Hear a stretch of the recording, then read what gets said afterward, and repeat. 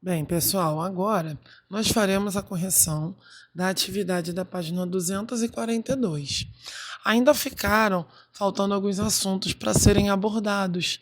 Nós vamos abordá-los na próxima aula, né? Porque senão vai ficar muito pesado, muito assunto para a gente falar em uma aula só, né? Em um dia apenas. Então a gente vai abordar o restante que faltou na próxima aula. Então aí no número 1 tá assim, ó. Observe a imagem ao lado. Identifique as três principais camadas da Terra na imagem. Então aí a gente tem uma representação das principais camadas da Terra. Nós estamos vendo três camadas. Eu quero saber quais são. Vamos lá? Então aí nós estamos vendo no número 1, qual é essa camada? É a crosta terrestre. 2, nós estamos vendo aí o manto.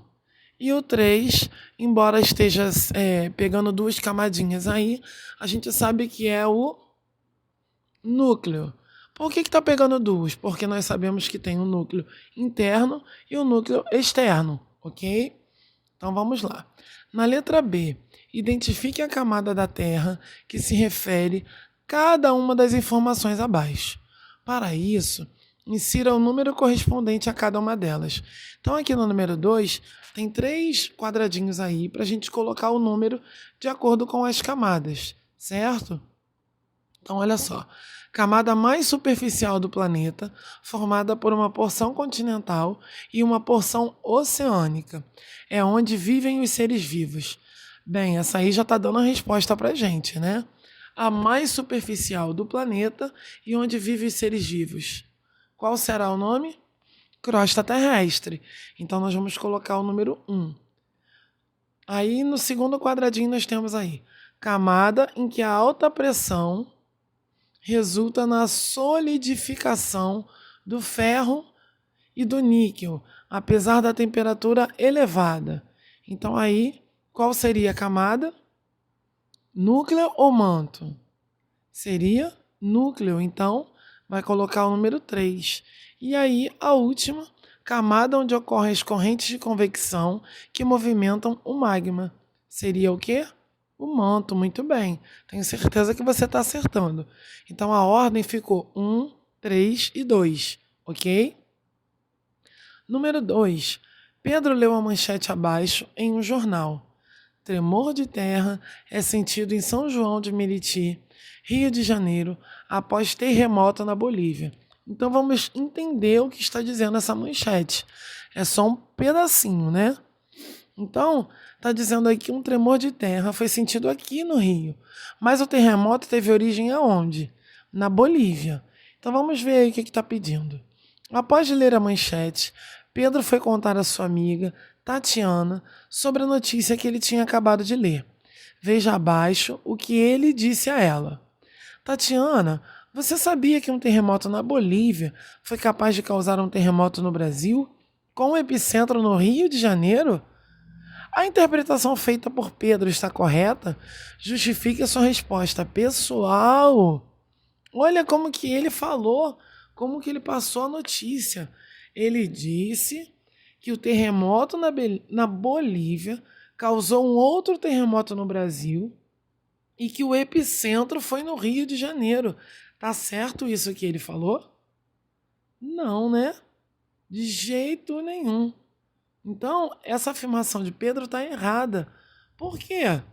Porque no Brasil não ocorrem terremotos, mas as ondas sísmicas que se espalham pela crosta terrestre, dependendo da intensidade desse terremoto, elas podem ser sentidas no Brasil, tá?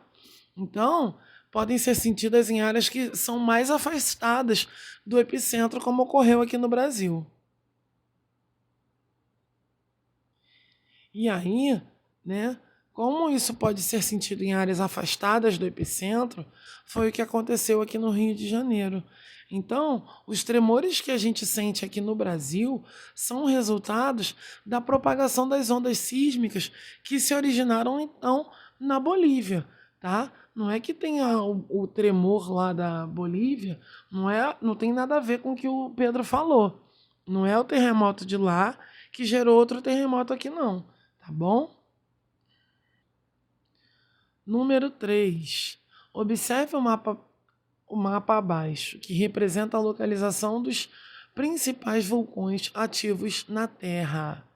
Então, olha quantos vulcões tem ativos.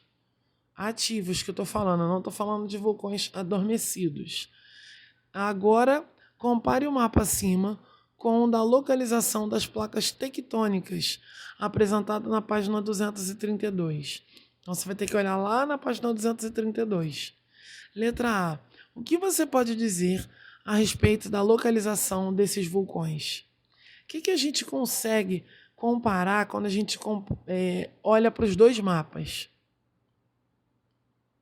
Se você perceber, né, a ocorrência desses vulcões, dos principais vulcões ativos, está no limite das placas tectônicas. Então, isso acontece por quê? Porque é na região onde tem um encontro de placas tectônicas que ocorrem as mais intensas atividades geológicas. Por exemplo, como o vulcanismo. A gente vai falar sobre os vulcões na próxima aula. Letra B. O que é possível concluir sobre vulcões ativos no Brasil? Pessoal, olhando aí no mapa, a gente está vendo o Brasil, certo?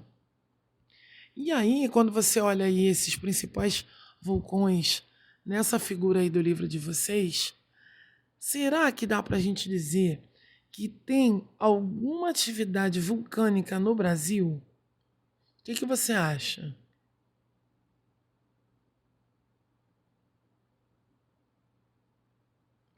Se a gente olhar o mapa, né, a gente percebe que não existem vulcões ativos no Brasil. Tá? Presta bem atenção nisso aí. Na letra C, como você explicaria a informação citada em sua resposta no item anterior? Então, como que você explica? Será que tem alguma relação dos vulcões com o limite das placas tectônicas?